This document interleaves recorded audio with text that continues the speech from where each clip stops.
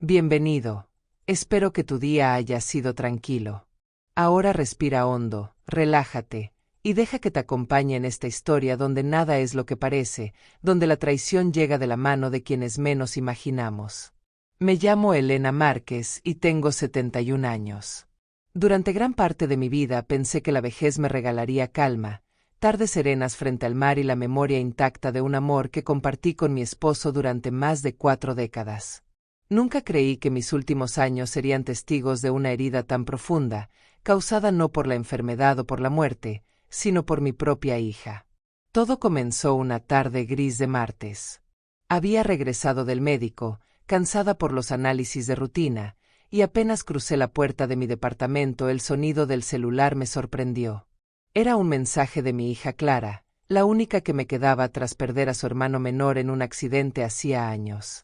Su voz escrita en la pantalla me perforó como un cuchillo. Mamá, nos vamos mañana. Vendí tu casa de playa y el Rolex de papá. Necesitábamos el dinero. Disfruta tu vida tranquila. Al principio creí que se trataba de una broma de mal gusto. Me quedé sentada en la silla del comedor, con la vista fija en esas palabras que no terminaban de cobrar sentido. La casa de la playa no era una simple propiedad. Era el lugar donde Julián, mi esposo, y yo habíamos invertido décadas de esfuerzo. Allí crecieron nuestros hijos, allí celebramos aniversarios y allí guardaba las cenizas de las tardes más felices de mi vida. Y el Rolex, ese reloj de oro fue el único lujo de Julián, un recuerdo de su padre que había pasado de generación en generación. Intenté llamarla. 1, 2, 5 veces. El teléfono sonaba hasta que se interrumpía en un buzón de voz indiferente. Cuando por fin atendió, lo hizo con un tono apresurado, casi molesto. ¿Qué pasa, mamá? Estoy ocupada empacando. Clara, explícame. ¿Cómo que vendiste la casa y el reloj de tu padre? Eso no te pertenece. Hubo silencio al otro lado, seguido de una risa breve, seca, sin rastro de ternura. Legalmente sí, mamá. ¿Recuerdas los papeles que firmaste hace unos meses? Me diste poder notarial. Quizás no los leíste, pero yo sí. Todo está en regla. Sentí que el suelo desaparecía bajo mis pies. Recordé aquel día oscuro tras el entierro de Julián, cuando ella llegó con una carpeta llena de documentos. Solo es para organizar la herencia, mamá. Así yo me encargo de todo y tú descansas. Confié ciegamente en mi hija. Firmé sin leer, sin sospechar que le estaba entregando las llaves de toda mi vida. Clara, por favor, no puedes hacerme esto, supliqué con voz quebrada. Mamá, deja de exagerar. Tienes tu departamento en la ciudad. ¿Qué más quieres? Eduardo y yo necesitamos aprovechar la vida mientras somos jóvenes. Ya te mandaré fotos del crucero. Y colgó. Me quedé con el celular en la mano, paralizada. En cuestión de segundos, mi única hija había arrancado de mí el pasado y me había condenado a una soledad más cruel que la muerte. No lloré en ese instante. Era un dolor tan grande que las lágrimas se negaban a salir. Las horas siguientes fueron un torbellino de recuerdos. Vi a Clara de niña corriendo por el jardín de la playa, con los cabellos al viento y la sonrisa llena de inocencia. Vi a Julián colocándose el Rolex cada mañana, acariciando su muñeca como quien acaricia un recuerdo. Todo eso se había desvanecido con la frialdad de un mensaje de texto. Esa noche apenas pude dormir. El silencio del departamento me pesaba como nunca. Escuchaba el eco de mi respiración, el tic-tac del viejo reloj de pared y cada sonido parecía recordarme que estaba sola, que había sido traicionada por la persona en la que más confié. Al amanecer, con los ojos hinchados y la garganta seca, tomé una decisión: no me quedaría de brazos cruzados. Fui al banco para revisar mis cuentas. El gerente, un hombre joven con expresión incómoda, me recibió con palabras que desgarraron cualquier esperanza. Señora Márquez, ayer su hija retiró casi todos los fondos. Presentó el poder notarial y legalmente no pudimos detener la operación. Salí del banco tambaleándome. El mundo giraba a mi alrededor. Había perdido la casa, el reloj y ahora también mis ahorros. Todo lo que Julián y yo habíamos construido en una vida entera se había desvanecido en un abrir y cerrar de ojos. Y lo peor, había sido mi propia hija quien me despojó de todo. Pero en medio de esa devastación, algo inesperado comenzó a crecer dentro de mí. No era resignación. Era una calma extraña, helada, como si una parte dormida de mí hubiera despertado. Julián siempre decía que yo era más fuerte de lo que pensaba, que mi suavidad escondía un acero invisible. Tal vez había llegado la hora de descubrir si tenía razón. Regresé a mi departamento y abrí el viejo armario donde guardábamos documentos familiares. Allí, escondido entre carpetas amarillentas, encontré un sobre con la letra firme de mi esposo. Lo había dejado meses antes de morir. Elena, decía, si algún día te sientes traicionada, abre este sobre. Te dejé un camino para proteger lo que realmente importa. Mis manos temblaban cuando rompí el sello. Dentro había escrituras, extractos bancarios y una carta que me heló la sangre. Julián había previsto la ambición de nuestra hija. En secreto, había invertido en bienes que nunca le reveló a nadie, ni siquiera a Clara. Propiedades, cuentas y, lo más increíble, un testamento alternativo en el que todo estaba a mi nombre, intocable para cualquiera que intentara arrebatármelo. Mientras las lágrimas finalmente corrían por mi rostro, entendí que aquella traición no sería el final de mi historia, sino el inicio de algo mucho más grande. Clara había cometido un error al subestimarme. Creía que me había dejado sin nada, pero lo que no sabía era que su padre me había dado las herramientas para defenderme, y que ahora yo estaba dispuesta a usarlas. La carta de Julián no solo me devolvió esperanza, también me entregó un propósito. Durante horas examiné cada documento, cada escritura, cada número de cuenta. Había 3 departamentos en alquiler en el centro de la ciudad, acciones en empresas tradicionales, y lo más sorprendente, una cuenta en un banco extranjero abierta a mi nombre hacía más de 15 años.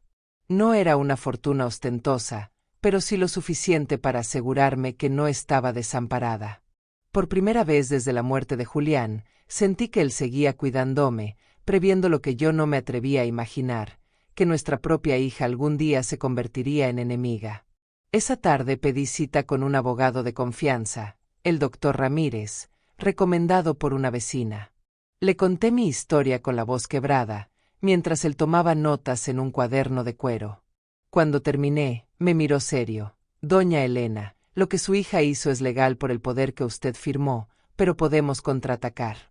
La venta de la casa puede impugnarse si demostramos que usted firmó bajo presión emocional tras la muerte de su esposo. Y lo del Rolex, si logramos rastrear al comprador, podemos iniciar un reclamo. Sin embargo, le advierto, será un proceso largo y doloroso. Asentí en silencio. No temía al tiempo ni al dolor, temía quedarme de brazos cruzados. Estoy dispuesta, respondí. Ella me quitó todo, pero no voy a rendirme. El doctor sonrió levemente, como si no esperara tanta firmeza de una mujer de 71 años. Entonces prepárese para una guerra familiar. Esa noche, al regresar a casa, abrí el balcón y dejé que el aire fresco me despeinara. Cerré los ojos y pude imaginar a Julián junto a mí, con su voz grave susurrándome al oído: no dejes que Clara destruya lo que construimos, Elena. Tú eres más fuerte que su codicia. Dormí poco, pero al amanecer estaba lista para actuar. Al día siguiente fui al edificio donde Clara y su esposo Eduardo vivían rodeados de lujos. Esperé en la acera hasta que los vi llegar con maletas, recién bajados de un taxi del aeropuerto. Sus risas eran la imagen perfecta de una pareja triunfante que regresaba de un crucero. Cuando me vieron, Clara frunció el ceño, como si mi presencia le resultara una molestia inesperada. «Mamá, ¿qué haces aquí?», preguntó con frialdad. Eduardo, con su habitual arrogancia, añadió: «No deberías estar descansando en tu departamento en vez de espiarnos». Tragué saliva y me obligué a mantener la calma. «Necesito hablar contigo, Clara». Ella rió con sarcasmo. ¿Otra vez el drama de la casa y el reloj? Supera eso, mamá. Ya no te pertenecen. Entonces recordé la carta de Julián, sus advertencias, y entendí que ese era el momento de mostrarle que no estaba derrotada. Saqué del bolso una copia de los documentos que había encontrado. Te equivocas, hija. Tu padre me dejó más de lo que imaginas. Mientras ustedes malgastan en cruceros, yo sigo siendo dueña de propiedades que jamás conocerán. Y si intentas volver a tocar algo mío, te enfrentarás a la justicia. Su rostro perdió el color en un instante. Eduardo intentó intervenir, pero lo detuve con una mirada firme. Durante años guardé silencio, pero ese tiempo terminó. No soy la anciana indefensa que creen. Soy la esposa de Julián Márquez, y aprendí de él que siempre hay un plan B. El silencio que siguió fue más fuerte que cualquier grito. Clara bajó la mirada, derrotada por un instante, y comprendí que por primera vez había sentido miedo, miedo de su propia madre. El encuentro frente al edificio de Clara fue solo el inicio de una batalla silenciosa. Al regresar a mi departamento, repasé cada detalle de su reacción. Esa pérdida repentina de color en su rostro, el temblor casi imperceptible en sus manos, me confirmaron que nunca había imaginado que yo pudiera enfrentarla. Durante años me había visto como una mujer frágil, consumida por la viudez y los achaques de la edad, alguien fácil de manipular. Esa misma noche llamé al doctor Ramírez para contarle lo sucedido. Él escuchó con atención y luego me dijo: Doña Elena, su hija está confiada porque cree tener todo bajo control, pero esa confianza será su debilidad. Debemos actuar estratégicamente, sin que sospeche la magnitud de lo que posee. Seguimos elaborando un plan. La primera acción sería registrar oficialmente las propiedades ocultas de Julián bajo mi nombre personal, anulando cualquier posibilidad de que Clara pudiera reclamarlas en el futuro. El proceso tardaría semanas, pero cada firma en cada oficina era para mí un acto de resistencia. Mientras tanto, intentaba mantener una rutina normal para no despertar sospechas. Iba al mercado, conversaba con mis vecinas, asistía a la misa de los domingos. Todas ellas murmuraban sobre la traición de mi hija, pues la noticia ya se había esparcido. Pobre Elena, la dejaron sin nada, decían a mis espaldas. Yo sonreía en silencio.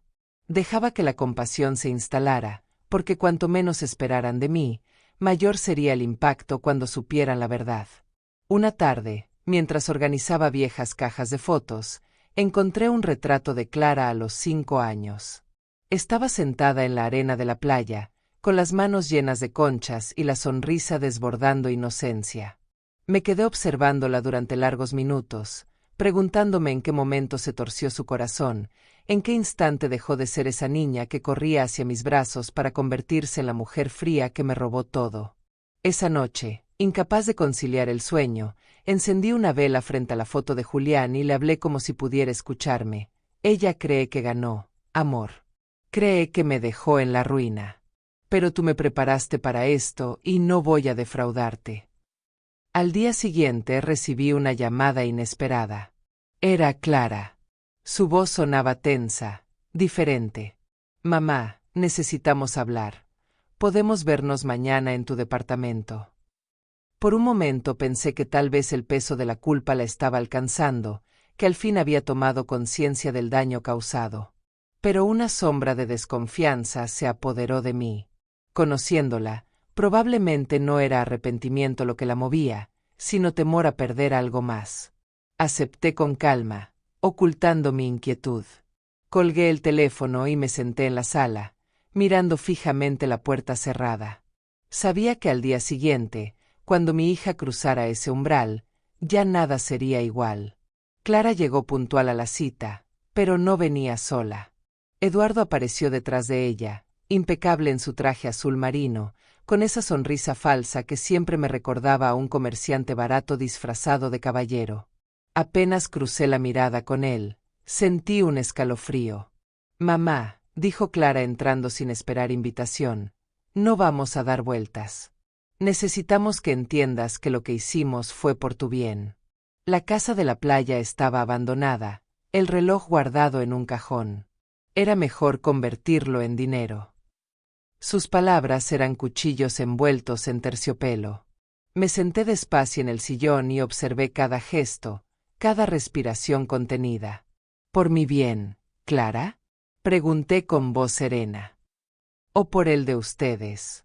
Porque de sobra sé que el dinero del reloj y la casa no terminó en cuentas seguras, sino en ese crucero y en tus proyectos de inversión, Eduardo.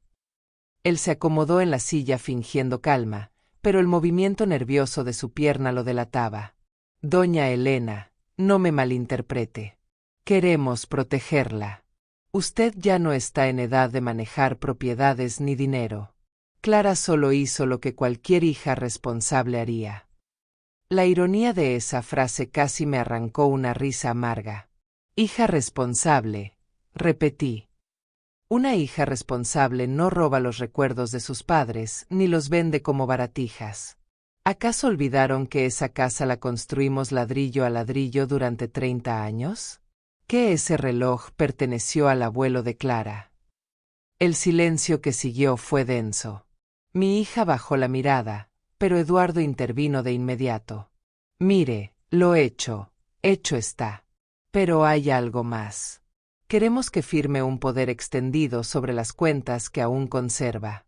Así podremos administrarlas correctamente y evitar errores. Ahí comprendí la verdadera razón de su visita. No era remordimiento, era codicia disfrazada de preocupación. Me incliné hacia adelante, los miré directo a los ojos y con voz firme respondí: no van a tener un centavo más. Lo que hicieron ya fue demasiado. Si insisten, me veré obligada a tomar medidas legales. La expresión de Eduardo se endureció, sus labios se apretaron como si hubiera perdido la paciencia. Clara, en cambio, mostró algo que me dolió más que cualquier palabra: indiferencia. Ya no me veía como madre, sino como obstáculo. Ese instante lo entendí con claridad desgarradora. Para ellos, mi vida solo valía lo que podían extraer de ella. Cuando se levantaron para irse, Eduardo murmuró con un tono envenenado: está cometiendo un error, doña Elena. No sabe con quién se está metiendo. Cerré la puerta tras ellos y apoyé la frente en la madera fría. El eco de sus palabras me retumbaba en la cabeza. Pero también sentí un extraño alivio. Ya no había duda, la batalla estaba declarada. Esa noche apenas pude dormir. Me quedé sentada en el borde de la cama, con los documentos de Julián extendidos sobre la mesa de noche, repasando una y otra vez cada detalle de su letra firme. Era como si me hablara desde el más allá, recordándome que no debía ceder. El amanecer llegó con un cielo plomizo, y mi cuerpo cansado reflejaba el peso de la traición. Pero mi mente estaba más lúcida que nunca. Decidí que no volvería a recibir a Clara ni a Eduardo sin testigos, así que llamé al doctor Ramírez y le pedí que viniera a mi departamento. Cuando llegó, le conté todo lo que habían exigido la tarde anterior. Van a presionar, doña Elena, me advirtió. La codicia nunca se sacia, siempre pide más. Pero usted tiene ventaja. Ellos creen que la tienen acorralada, cuando en realidad es usted quien los observa desde arriba. Sus palabras me dieron fuerzas. Comenzamos a preparar una estrategia: reunir pruebas de la manipulación de Clara, rastrear el destino del dinero del Rolex y, sobre todo, blindar los bienes ocultos de Julián. Durante días caminé de oficina en oficina, firmando documentos con una determinación que sorprendía a los jóvenes empleados que me atendían. Algunos me miraban con compasión, creyendo que era una anciana perdida en trámites. Ninguno imaginaba que cada firma era un muro contra la ambición de mi propia hija. Mientras tanto, Clara comenzó a enviarme mensajes cada vez más insistentes. Mamá, piensa en nosotros. Mamá, solo queremos ayudarte. Mamá, no seas egoísta. Al principio respondía con frases cortas, luego dejé de responder. Y entonces llegó la llamada que me heló la sangre. Era una vecina del edificio de Clara, doña Elena. Los vi discutiendo fuerte en el lobby. Eduardo gritaba que sin su dinero se arruinarían. Decía que usted los había traicionado. Colgué con un nudo en la garganta. Ese mismo día recibí una carta anónima bajo mi puerta. Dentro solo había una hoja doblada con letras torpes. Si no entregas lo que queda, pagarás caro tu terquedad. Sentí un temblor recorrerme, pero lo dominé. La amenaza era clara, y aunque el miedo se instalaba en mi pecho, también lo hacía una certeza: no iba a retroceder. Esa noche encendí todas las luces de la casa, como si la claridad pudiera protegerme. Me senté frente a la ventana con la carta en la mano y, por primera vez en mucho tiempo, recé en silencio. No pedí venganza, pedí valor. Valor para enfrentar a una hija que ya no era mía, y a un yerno que veía en mí no sangre ni familia, sino dinero. Los días siguientes se convirtieron en un desfile de silencios incómodos y sombras que parecían acechar detrás de cada esquina. Mis vecinas empezaron a notar mi inquietud, aunque yo fingía normalidad. En el fondo sabía que Clara y Eduardo no se quedarían de brazos cruzados. Habían probado el sabor del dinero fácil y la ambición ya los había devorado. Una mañana, mientras preparaba café, sonó el timbre con insistencia. Era Aurora, mi vecina más cercana, que traía una expresión preocupada. Elena, anoche vi a tu yerno merodeando por el edificio. No quiso saludarme. Me pareció extraño. Sentí un frío recorrer mi espalda, pero agradecí con una sonrisa débil y le pedí discreción. Apenas cerré la puerta, llamé al doctor Ramírez. Lo sospechaba, me dijo con voz grave. Intentarán intimidarla. Debemos adelantarnos. Necesito que escriba todo lo que recuerde, las presiones, las llamadas, la carta de amenaza. Un registro detallado nos servirá como prueba. Pasé la tarde entera escribiendo. Cada palabra era como abrir una herida, pero también era un acto de resistencia. Al caer la noche, mientras repasaba mis notas, escuché pasos en el pasillo. Me acerqué con cautela a la mirilla. Nadie. Sin embargo, encontré un sobre deslizado bajo la puerta. Al abrirlo, hallé una foto de la casa de la playa con una cruz roja dibujada sobre ella. Mi corazón se aceleró, pero contuve las lágrimas. Cerré los ojos y recordé la voz de Julián. No muestres miedo, Elena. El miedo es alimento para los buitres. Respiré hondo y guardé la foto junto a la primera carta. Al día siguiente decidí visitar personalmente el despacho del doctor Ramírez. Llevaba los documentos escondidos en una carpeta azul. En el trayecto, sentí que alguien me seguía. Caminé más rápido, doblé esquinas al azar, hasta que logré despistar esa sombra. Al llegar al despacho, el doctor me miró serio. Usted ya no está sola en esto, doña Elena. Si ellos creen que pueden quebrarla, van a descubrir que subestimaron a la mujer que Julián amó durante toda su vida. Esa tarde, al volver a casa, encontré otro mensaje de Clara en mi celular. Mamá, aún puedes evitar que esto se ponga feo. Haz lo correcto. No respondí. Me senté en el sofá, abrí la carpeta con los papeles de Julián y acaricié la firma firme de su mano. En ese momento tomé una decisión irrevocable. No solo iba a defender lo mío, iba a recuperar lo que ella me había arrebatado. Clara aún no lo sabía, pero la verdadera guerra acababa de comenzar. La primera jugada fue del abogado Ramírez. Presentó una demanda preliminar para impugnar la venta de la casa de la playa, alegando que mi firma en el poder notarial se obtuvo en un estado de vulnerabilidad emocional tras la muerte de Julián. Era un proceso complejo, pero lo importante era poner un alto en el camino de Clara y Eduardo, demostrarles que no podían actuar con impunidad. Mientras tanto, yo debía seguir mi vida con normalidad, aunque cada paso me costaba. En el supermercado escuchaba murmullos. Es la señora que su hija dejó sin nada. En la iglesia, las miradas de compasión me atravesaban como flechas. Todos creían que era una víctima indefensa. Yo me guardaba el secreto de que aún tenía cartas fuertes bajo la manga, las que Julián me había dejado para protegerme. Una tarde recibí una llamada de un número desconocido. Al contestar, La voz de Eduardo retumbó al otro lado. Retira esa demanda, Elena. Estás jugando con fuego. No sabes de lo que soy capaz. Su tono era gélido, calculado. Tragué saliva y respondí con calma. Lo que temo no es lo que seas capaz de hacerme a mí, Eduardo, sino lo que ya te hiciste a ti mismo. Has perdido tu dignidad. Colgué antes de que pudiera contestar. Temblaba, pero no me dejé quebrar. Esa misma noche reforcé las cerraduras del departamento y dejé una luz encendida en cada habitación, como un faro contra la oscuridad. El insomnio me abrazó, y en medio del silencio volví a leer la carta de Julián. En ella mencionaba un nombre que hasta ese momento no había comprendido del todo. Si alguna vez dudas, confía en Héctor, él sabrá qué hacer. Héctor. Tardé horas en recordarlo. Era un viejo amigo de mi esposo, notario retirado, discreto como pocos. Al día siguiente fui a buscarlo a su casa en las afueras de la ciudad. Cuando me abrió la puerta, su cabello blanco y sus ojos cansados me recibieron con sorpresa y ternura. Elena, pensé que nunca me buscarías. Le mostré la carta de Julián. La leyó en silencio y luego asintió lentamente.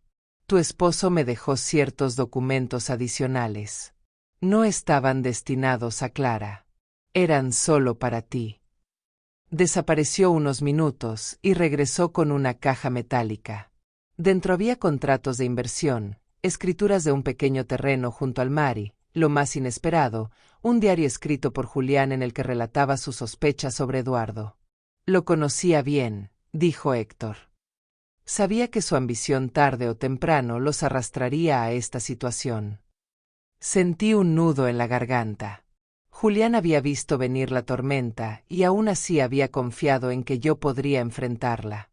Saliendo de aquella casa con la caja en brazos, comprendí que no estaba luchando sola. Tenía a mi esposo acompañándome desde su legado, y a partir de ese día, decidí que cada paso que diera sería también por él. Con la caja metálica de Héctor en mis manos, sentí que llevaba no solo papeles, sino un escudo invisible. Esa noche me senté en la mesa del comedor y abrí el diario de Julián. Sus páginas, escritas con tinta azul y letra firme, parecían una conversación íntima más allá de la muerte. Eduardo no me inspira confianza, leí en una de las primeras entradas. Demasiado preocupado por aparentar, demasiado rápido para hablar de negocios que nunca se concretan. Clara está cegada por él, y temo que un día lo siga hasta el precipicio. Las palabras me desgarraron, pero también me dieron claridad. Julián había visto lo que yo no quise aceptar, que mi hija había elegido a un hombre que solo sabía devorar y manipular. Seguí leyendo hasta que encontré un pasaje que me estremeció. Si algún día Elena se queda sola contra ellos, espero que encuentre estas páginas. Necesito que sepa que no fue su culpa, que yo también sentí el mismo dolor de ver cómo nuestra hija se apartaba de nosotros. Pero quiero que recuerde, incluso en la oscuridad, siempre hay un camino de regreso, aunque a veces cueste sangre y lágrimas. Cerré el diario con manos temblorosas. Esa mezcla de amor y advertencia se convirtió en mi combustible. Al día siguiente, llevé la caja al despacho del doctor Ramírez. Él examinó los documentos con atención. Esto cambia mucho, doña Elena. Aquí hay pruebas de que Julián nunca confió en Eduardo y que previó movimientos turbios. Este diario puede ser clave en un juicio, no solo para impugnar la venta de la casa, sino también para exponer la mala fe con la que actuaron. Mientras hablábamos, mi celular vibró con un mensaje de Clara. Mamá, nos enteramos de que estuviste visitando a Héctor. No te metas donde no debes. Podría ser peligroso. El escalofrío me recorrió la espalda, pero no borró mi determinación. En la tarde decidí salir a caminar para despejarme. En una esquina, un auto negro se detuvo y bajó la ventanilla. Era Eduardo. Su mirada era puro veneno. Le estás declarando la guerra a tu propia hija, Elena. Piensa bien lo que haces, porque cuando se acabe el dinero que escondes, estarás sola. Su voz resonó en mí como un eco diabólico, pero respondí con calma: prefiero estar sola que rodeada de traidores. Y seguí caminando, sintiendo sus ojos clavados en mi espalda. Esa noche, de regreso en casa, mientras encendía una vela junto a la foto de Julián, comprendí que ya no había vuelta atrás. La línea estaba trazada, y lo que venía sería una lucha de resistencia donde cada paso debía estar calculado. Clara y Eduardo aún creían que me tenían arrinconada, pero lo que ellos no sabían era que Julián me había dejado no solo bienes, sino un mapa para sobrevivir, y yo estaba dispuesta a seguirlo hasta el final. Las semanas siguientes se transformaron en un juego de ajedrez. Cada movimiento debía calcularse con cuidado, porque cualquier error podía costarme no solo lo poco que me quedaba, sino también la paz que aún sostenía con alfileres. El doctor Ramírez presentó una medida cautelar que bloqueaba nuevas transacciones a nombre de Clara con mis bienes.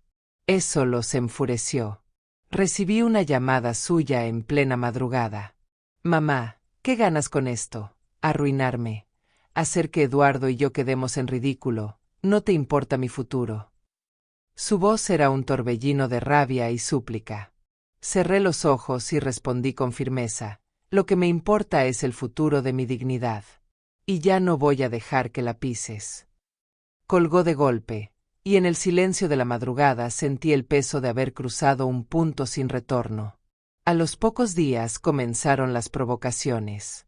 Encontré el parabrisas de mi coche rayado, llamadas anónimas que colgaban apenas contestaba, incluso ruidos extraños en el pasillo de madrugada.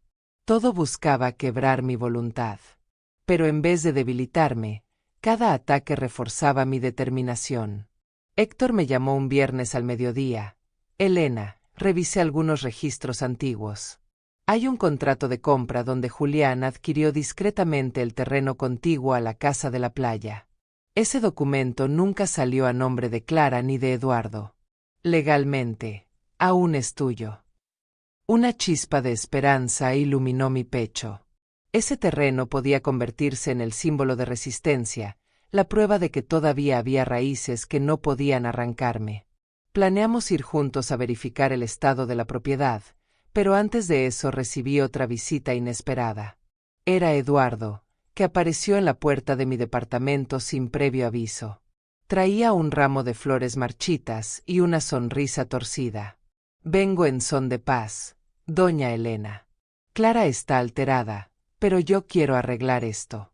Piense en los nietos que podría tener. ¿De verdad quiere dejarles un legado de pleitos?». Lo miré sin invitarlo a pasar. «El único legado que quiero dejarles es la verdad, Eduardo. Y la verdad es que me robaron». Su sonrisa se quebró, y en un susurro envenenado dijo: «Si sigue así, lo lamentará». Cerré la puerta de golpe, apoyando la espalda contra ella mientras mi corazón martillaba. Comprendí entonces que no se trataba solo de dinero. Ellos estaban dispuestos a todo, incluso a borrar mi existencia, con tal de quedarse con lo que no les pertenecía. Pero también comprendí algo más. Ya no era la mujer frágil que ellos imaginaban. Ahora era la viuda que había aprendido a vivir con cicatrices y que estaba lista para pelear con uñas y dientes por su memoria, su dignidad y la herencia de Julián. El sábado siguiente, acompañada por Héctor, viajé hasta la costa para ver el terreno que Julián había adquirido en secreto. El camino fue largo, casi 4 horas de carretera, pero cada kilómetro me devolvía la sensación de recuperar un pedazo de lo que me habían arrebatado. Cuando llegamos, el mar se desplegaba frente a nosotros con ese azul profundo que siempre había sido mi refugio. El terreno estaba cubierto de hierba alta, con restos de una vieja cerca caída, pero al fondo se veía la playa, intacta, como si esperara mi regreso. Caminé descalza sobre la arena húmeda y sentí un nudo en la garganta. Era como si Julián me hubiera dejado ese rincón como un escondite, un lugar donde reconstruirme cuando todo lo demás fallara. Héctor me observó en silencio y luego dijo: «Este terreno puede ser la clave, Elena. No solo para pelear en tribunales, sino para recordarle a Clara que no puede borrarte de tu propia historia». Tomé aire y asentí. Pero esa paz duró poco. Al volver a la ciudad encontré un sobre bajo mi puerta. Dentro había una nota escrita con letras recortadas de revistas: Deja todo o acabarás como la casa de playa, demolida. Me temblaron las manos, pero guardé el papel en la misma carpeta donde acumulaba las pruebas. Esa noche encendí una vela y hablé en voz alta frente a la foto de Julián. Quieren asustarme, amor. Pero lo que no entienden es que el miedo ya lo pasé todo contigo, cuando te vi partir en esa cama de hospital. Nada puede ser peor que perderte. Al día siguiente, el doctor Ramírez me citó en su oficina. Había logrado rastrear parte del dinero de la venta del reloj. Eduardo lo había transferido a una cuenta a su nombre en un paraíso fiscal. Esto es prueba de que no actuaron de buena fe. Usaremos esta evidencia en la impugnación, me aseguró. Mientras salía de su despacho, recibí un mensaje de Clara. Mamá, no tienes idea del error que estás cometiendo. Estás poniendo en riesgo más que tu dinero. Lo leí con el estómago encogido, sabiendo que esas palabras escondían una amenaza velada. Y aunque el miedo me atravesaba, también sentí que había cruzado un umbral. Ya no podía retroceder. Esa noche, mientras el viento golpeaba las ventanas, hice un juramento silencioso. Si ellos querían guerra, tendrían guerra. Pero no sería yo quien perdiera. El lunes amaneció con un cielo encapotado que parecía presagiar tormenta. Apenas había terminado mi desayuno cuando sonó el timbre. Al abrir, encontré a Clara en el pasillo, con el rostro desencajado y los ojos rojos como brasas. «Podemos hablar, mamá», murmuró. Dudé unos segundos, pero la dejé entrar. Se sentó en el sofá, sin maquillaje, con el cabello recogido de forma descuidada, y por un instante vi a la niña que alguna vez lloraba en mis brazos cuando se caía. Eduardo está furioso, dijo con voz quebrada. Dice que lo estás arruinando. Yo no quería que llegáramos a esto, mamá. Su confesión me atravesó como una daga. Clara, tú misma me pusiste en esta situación. Vendiste la casa de tu padre, su reloj, mis recuerdos. ¿De qué te arrepientes ahora? ¿De haberme robado o de tener miedo de perder más? Ella bajó la mirada y se quedó en silencio. Después de unos segundos murmuró: necesitamos el dinero. Eduardo tiene deudas que yo no sabía. Si no las pagamos, nos van a destruir. Me llevé la mano al pecho, sintiendo un frío helado. ¿Deudas con quién?, pregunté. Pero su silencio fue más elocuente que cualquier respuesta. Comprendí que estaban enredados con gente peligrosa, usureros que no conocen piedad. De pronto me vi atrapada en una tela de araña que ellos mismos habían tejido, y en la que intentaban arrastrarme. Clara, abre los ojos. Ese hombre te está hundiendo. ¿No entiendes que te usa como un escudo? No es amor, es conveniencia. Ella apretó los puños y levantó la vista con una mezcla de rabia y dolor. No lo entiendes, mamá. Lo amo. Esa frase me desgarró más que cualquier amenaza. Durante unos segundos quise abrazarla, decirle que aún podíamos salvar algo de lo que fuimos, pero recordé las cartas de Julián, su diario, las advertencias que había ignorado. El amor no destruye, Clara. El amor construye. Y lo que ustedes hicieron fue dinamitar nuestra familia.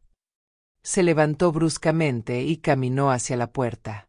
Antes de salir, se giró y me lanzó una última frase que me heló la sangre. Si nos hundimos, tú también caerás con nosotros.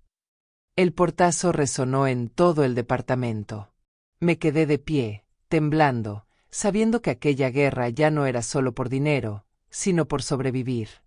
Esa misma noche no pude pegar un ojo. Caminaba de un lado a otro en el departamento con las luces encendidas, como si la claridad pudiera espantar las sombras que me perseguían. Las palabras de Clara retumbaban en mi cabeza. Si nos hundimos, tú también caerás con nosotros. Era más que una amenaza, era un aviso de desesperación, y la desesperación de mi hija la volvía peligrosa. A la mañana siguiente fui directo al despacho del doctor Ramírez y le conté cada detalle. Me escuchó en silencio, con el ceño fruncido. Esto se está saliendo del terreno familiar, doña Elena. Si Eduardo tiene deudas con gente peligrosa, usted corre riesgo físico. Necesitamos protección legal y policial. Acepté a regañadientes, aunque me dolía reconocer que debía vivir bajo resguardo contra mi propia sangre. Ese mismo día denunciamos las amenazas anónimas y la policía me asignó vigilancia discreta. Me sentí humillada, pero también aliviada de no estar completamente sola. En paralelo, Héctor me llamó para darme otra noticia. He localizado al comprador del Rolex. Es un coleccionista extranjero que lo adquirió en una subasta poco después de la venta. La operación tiene irregularidades, y eso nos da base para reclamarlo legalmente. Sentí un estremecimiento de emoción y tristeza. No era solo un reloj, era la última huella tangible de Julián. Prometí que lo recuperaría, aunque me costara años de juicios. Esa noche, mientras cenaba sola, el teléfono fijo sonó con insistencia.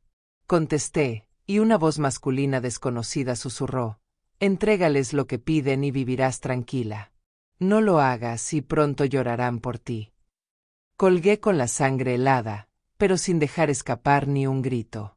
Era la prueba de que Eduardo había cruzado una línea, buscando aliados en la oscuridad. Me senté frente a la foto de Julián y susurré: «Nos quieren borrar, amor, pero no me voy a dejar. Te lo prometo». Y mientras las lágrimas corrían, sentí que en mi interior crecía una fuerza nueva, hecha de dolor y memoria. La misma fuerza que me permitiría seguir enfrentando lo inevitable, la tormenta que mi propia hija había desatado. Los días siguientes se volvieron un campo minado. Cada llamada desconocida, cada sombra en la calle, cada golpe en la puerta me hacía contener la respiración. La policía me aconsejó no salir sola, pero yo me negaba a vivir como una prisionera. Una tarde, al regresar del mercado, encontré la cerradura de mi puerta forzada. El corazón me dio un vuelco. Entré con cautela y descubrí que nada faltaba, pero sobre la mesa del comedor había una sola cosa: la foto de Julián y yo en la playa, partida en dos. Sentí que las piernas me fallaban. Esa era la advertencia más cruel. No buscaban dinero en ese momento, buscaban quebrarme por dentro. Llamé de inmediato al doctor Ramírez, quien insistió en reforzar las medidas de seguridad. Ellos están desesperados, y cuando la desesperación se mezcla con la codicia, pueden ser capaces de todo. Esa noche Héctor me visitó con nuevas noticias. El terreno contiguo a la casa de la playa estaba más valioso de lo que imaginábamos. Habían comenzado proyectos turísticos en la zona, y la propiedad se había convertido en un punto estratégico. «Por eso lo quieren tanto», dijo, mostrándome recortes de periódicos con planes de inversión. «No es nostalgia, Elena, es dinero. Mucho dinero». Cerré los ojos y respiré hondo. Cada recuerdo familiar estaba siendo convertido en una cifra, en una oportunidad de negocio para Clara y Eduardo. No podían ver lo que yo veía, que allí estaba mi historia, la memoria de Julián, los pasos de mis hijos cuando aún eran inocentes. Esa noche me quedé escribiendo una carta larga para Clara. No era un documento legal, ni un reproche frío, sino palabras de madre. Le recordaba su primer cumpleaños en esa casa, la bicicleta que su padre le enseñó a manejar, las noches que pasaba despierta con fiebre mientras yo velaba su sueño. Al terminar, rompí la carta en pedazos. No tendría sentido. Esa Clara ya no existía, y el amor que alguna vez nos unió había sido devorado por el hambre de poder. Miré mi reflejo en el espejo del pasillo y apenas me reconocí, una mujer de cabellos blancos, ojos cansados pero firmes, que había enterrado a un esposo y ahora debía defenderse de su propia hija. Susurré en voz baja: «Julián, si estás viéndome, dame fuerza. Porque esto no ha hecho más que empezar». El amanecer del jueves llegó con un silencio extraño, como si la ciudad entera contuviera el aliento. Me desperté con la sensación de que algo estaba a punto de romperse. Encendí el televisor para distraerme, pero una noticia me sacudió. Se reportaba un tiroteo en un barrio cercano, relacionado con bandas de usureros. Inmediatamente pensé en Eduardo y sus deudas. El estómago se me encogió. Minutos después sonó mi teléfono. Era Clara.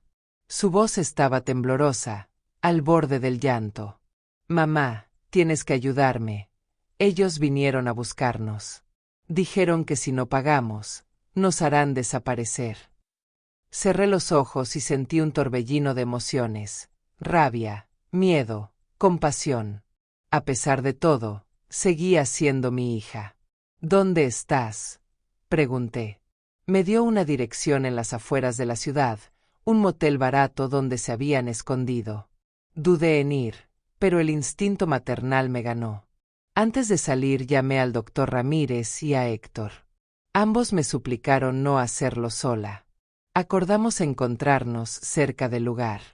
Cuando llegué, la fachada del motel parecía salida de una pesadilla, luces parpadeantes, puertas medio rotas, un aire denso de abandono. Clara salió a mi encuentro con el rostro desencajado, ojeras profundas y manos temblorosas. Mamá, no tenemos salida, susurró. Eduardo le debe dinero a gente que no perdona. En ese instante apareció él, con la camisa manchada y la mirada desorbitada. Doña Elena, usted tiene la solución en sus manos. Firme lo que le pedimos y todo se resolverá. Su voz no era súplica, era amenaza. Sentí que mi corazón latía con tanta fuerza que podía oírlo. Recordé las cartas de Julián, su diario, la foto rota en mi comedor. Miré a Clara y vi en sus ojos un vacío que me heló el alma. No voy a darles nada más, dije con firmeza. Lo que hicieron ya cruzó todas las líneas. Si necesitan pagar sus deudas, encárguense ustedes. Eduardo golpeó la mesa con violencia y gritó: «Entonces moriremos todos». Clara se tapó el rostro sollozando, y por primera vez entendí la magnitud del abismo en el que estaba. No era solo dinero. Era una ruleta rusa donde la bala podía alcanzarnos en cualquier momento. En ese preciso instante sonaron sirenas a lo lejos. La policía había llegado, alertada por el doctor Ramírez. Eduardo maldijo, Clara me miró con desesperación, y yo, con el corazón desbordado, supe que aquella noche decidiría el rumbo definitivo de nuestras vidas. Los agentes irrumpieron en el motel con armas desenfundadas, gritos que cortaban el aire y linternas que iluminaban cada rincón oscuro. Eduardo intentó escapar por la puerta trasera, pero fue reducido en segundos contra el suelo. Clara, en cambio, quedó paralizada, con las manos levantadas y lágrimas corriéndole por las mejillas. Yo me quedé de pie, temblando, mientras un oficial me apartaba hacia un costado para protegerme. «¿Está bien, señora?», me preguntó. Asentí con la voz atrapada en la garganta. Todo sucedía demasiado rápido. Eduardo fue esposado y llevado al patrullero entre insultos y amenazas que todavía resuenan en mi memoria. «Esto no termina aquí, vieja maldita. Vas a pagar». Clara intentó acercarse a mí, pero los policías la retuvieron unos metros más allá. «Mamá, por favor, ayúdame. Yo no sabía que era tan grave, lo juro». Sus ojos me suplicaban, pero en ellos ya no había inocencia, solo el reflejo de años de complicidad. El oficial a cargo me pidió que declarara en la comisaría.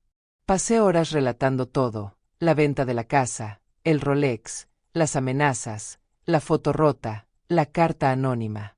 Cada palabra era como reabrir una herida, pero también era la única forma de dejar constancia de lo que había vivido. Cuando terminé, el detective me miró con seriedad. «Señora Márquez, su hija podría enfrentar cargos si se demuestra que estaba al tanto de los movimientos de su esposo. ¿Está dispuesta a seguir adelante?». Sentí un vacío en el pecho. Denunciar a Eduardo era fácil, ¿pero a Clara? Cerré los ojos y recordé a Julián escribiendo en su diario, advirtiéndome que no cargara sola con la culpa. Abrí los ojos y respondí: «Estoy dispuesta. La verdad debe salir, aunque me duela». Salí de la comisaría al amanecer, con el cuerpo agotado y el corazón desgarrado. La ciudad despertaba indiferente a mi tragedia, y yo entendí que nada volvería a ser igual.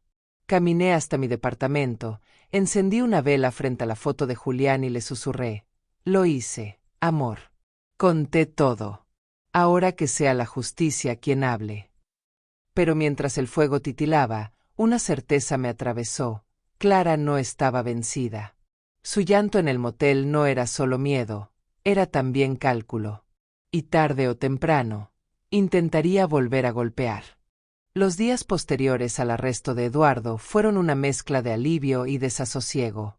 La prensa local recogió la noticia de la redada en el motel, y de repente, mi nombre comenzó a circular en titulares que hablaban de la viuda estafada por su propia hija. Los vecinos me miraban con una mezcla de compasión y morbo, como si yo fuera protagonista de una tragedia griega. Clara quedó en libertad bajo investigación, pero debía presentarse cada semana a firmar en la comisaría. Cuando apareció en mi departamento una tarde lluviosa, la recibí con el corazón encogido. Tenía el rostro demacrado, las ojeras profundas y las manos temblorosas. «Mamá, no puedo más», susurró apenas cruzó la puerta. Se desplomó en el sofá y rompió a llorar como no la veía desde niña. Todo se me fue de las manos. Eduardo me arrastró, pero yo lo permití. No sé quién soy ya. Me quedé de pie, mirándola, sintiendo un torbellino de emociones. Parte de mí quería abrazarla, otra parte recordaba la casa vendida, el reloj perdido, las amenazas veladas. «Clara», dije con voz firme, «aún tienes una elección. Puedes seguir hundiéndote o puedes empezar a reparar lo que destruiste. Pero yo no puedo salvarte más». Ella levantó la cabeza, sus ojos rojos buscando en mí una chispa de compasión. «¿Me odias, mamá?». La pregunta me atravesó como un cuchillo. Guardé silencio unos segundos y respondí, «No te odio, Clara. El odio sería más fácil. Lo que siento es peor, desilusión. Has roto algo que nunca volverá a ser igual». Su llanto se hizo más fuerte. Cuando se fue, dejando el pasillo impregnado de su perfume mezclado con desesperación, me quedé mirando la puerta cerrada y entendí que mi hija estaba al borde de un abismo. El problema era que si caía, intentaría arrastrarme con ella. Esa noche, mientras el viento golpeaba los cristales, abrí el diario de Julián y encontré una frase subrayada: «La sangre no siempre garantiza lealtad, pero la verdad siempre libera». Cerré el cuaderno con las manos temblorosas y me prometí que, aunque doliera hasta los huesos, yo no permitiría que la mentira siguiera gobernando nuestras vidas. El paso de los días no trajo calma, sino un silencio cargado de amenazas invisibles. Eduardo seguía detenido, pero su abogado movía influencias para reducirle la condena, y Clara, aunque libre bajo investigación, parecía un fantasma rondando mi vida. Una madrugada recibí una llamada que me heló la sangre. Una voz desconocida, grave, dijo apenas 3 palabras antes de colgar: «Ella nos debe». Sentí que las paredes se cerraban sobre mí. Comprendí que las deudas de Eduardo no habían quedado atrás, que Clara aún estaba atrapada en esa red y que ahora yo era parte del botín que buscaban. A la mañana siguiente pedí otra reunión urgente con el doctor Ramírez y Héctor. Les mostré el registro de la llamada, las cartas amenazantes, la foto rota. Ramírez golpeó la mesa con indignación. «Esto ya no es solo un asunto familiar, es crimen organizado. Vamos a solicitar protección judicial inmediata». Yo lo escuchaba, pero mi mente estaba en otro lugar. El rostro de Clara, el llanto en mi sofá, su voz quebrada preguntando si la odiaba. A pesar de todo, seguía siendo mi hija, y esa contradicción me desgarraba. Esa tarde, mientras caminaba por el malecón para despejarme, la vi a lo lejos. Clara estaba sola, con la mirada perdida en el horizonte. Dudé en acercarme, pero algo me empujó.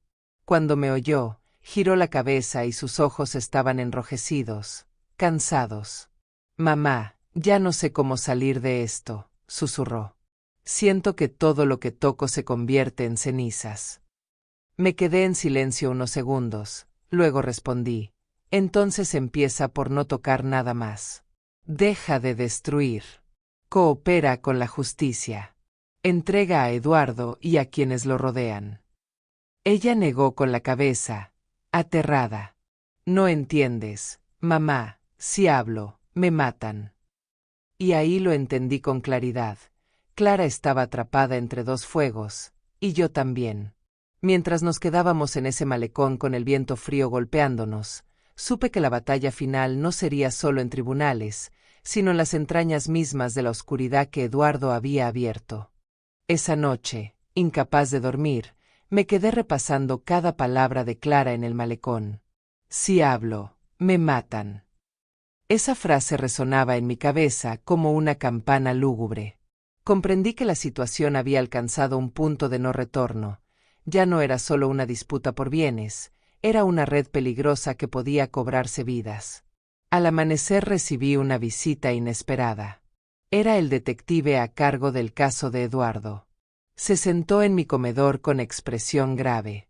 Doña Elena, hemos descubierto que su yerno tenía vínculos con prestamistas violentos. Necesitamos la cooperación de su hija para desmantelar la red, pero se niega a declarar. Mi corazón se encogió. El detective continuó: usted puede ser la clave. Si logra convencerla de hablar, podremos ofrecerle protección especial. Pasé el resto del día debatiéndome entre el deber y el amor materno. Al caer la tarde decidí enfrentar a Clara de nuevo. La encontré en su apartamento, un lugar antes lujoso que ahora lucía desordenado y vacío. Botellas de vino vacías en la mesa, cortinas cerradas, olor a encierro. Ella estaba sentada en el suelo, abrazando sus rodillas, con la mirada perdida. Clara, dije suavemente, no puedes seguir así. Si callas, ellos te usarán hasta destruirte. Si hablas, al menos tendrás una salida. Alzó la vista con lágrimas en los ojos. ¿Y si no me creen? ¿Y si me quitan lo poco que me queda? Me arrodillé frente a ella, con el corazón desgarrado. Lo poco que te queda es tu vida, hija. Y si no hablas, también la perderás. Permanecimos en silencio, solo el sonido lejano de la ciudad llenaba el vacío. Finalmente, Clara asintió con un gesto tembloroso. Haré lo que dices, mamá. Pero prométeme que no me abandonarás. La abracé con fuerza, sintiendo que aún había un hilo, tenue pero real, que nos unía. Esa noche, al salir de su apartamento, supe que el siguiente paso sería el más peligroso: llevar a mi hija a confesar la verdad frente a quienes podían protegerla, mientras las sombras de Eduardo y sus aliados nos acechaban más de cerca que nunca.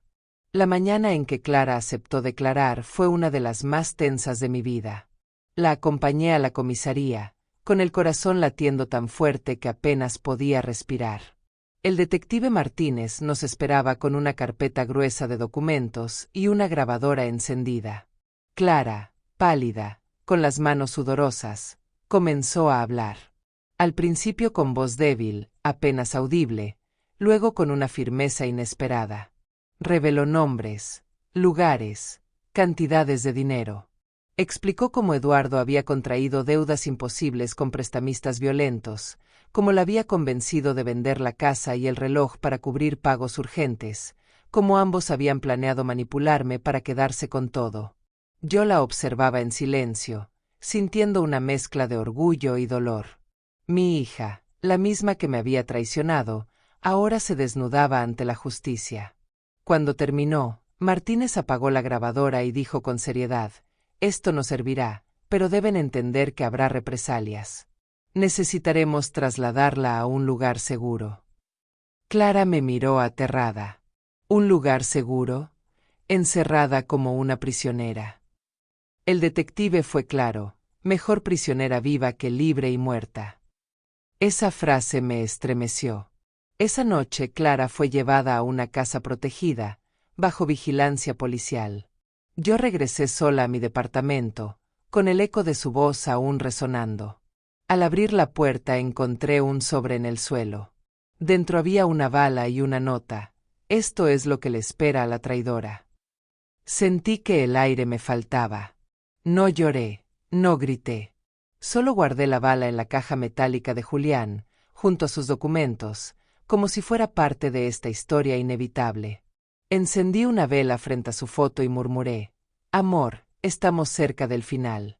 Que tu fuerza nos acompañe, porque las tinieblas ya están golpeando la puerta. El juicio comenzó 3 meses después, en una sala abarrotada de periodistas, curiosos y abogados que parecían medir cada respiración. Clara fue llamada como testigo clave. La vi entrar con el rostro serio, más delgado, pero con una determinación que nunca antes había mostrado. Su voz tembló al inicio, pero pronto se afianzó relatando con detalle cómo Eduardo había manipulado todo, cómo la arrastró al abismo de la codicia y cómo juntos habían intentado quebrarme. Sus palabras eran cuchillos, pero también bálsamo. Por primera vez, la verdad salía a la luz. Eduardo, sentado en el banquillo de los acusados, no dejaba de mirarme con odio. Cuando el fiscal presentó las pruebas del dinero desviado, de las amenazas, de la bala que dejaron en mi puerta, su máscara se desmoronó. Intentó culpar a Clara, pero los documentos de Julián, el diario y la grabación de su confesión lo enterraron definitivamente. El juez lo condenó a más de 20 años por extorsión, fraude y amenazas agravadas. Clara, en cambio, recibió libertad vigilada y programas de reinserción, pues su cooperación resultó decisiva. Cuando todo terminó, salimos juntas de la sala. Ella me tomó de la mano, con lágrimas en los ojos.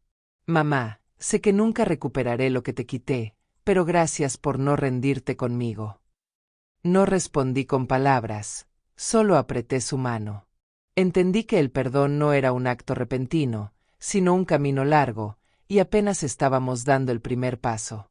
Esa noche volví al terreno junto a la playa. Me senté frente al mar, con el diario de Julián en las manos, y dejé que el viento me envolviera. Lo logramos, amor, susurré. La verdad salió a la luz. Nuestra memoria sigue intacta. El sonido de las olas fue la única respuesta, pero bastó. Sentí que por fin la sombra de la traición se alejaba, y que la mujer que alguna vez creyó estar derrotada había encontrado en su dolor la fuerza para sobrevivir.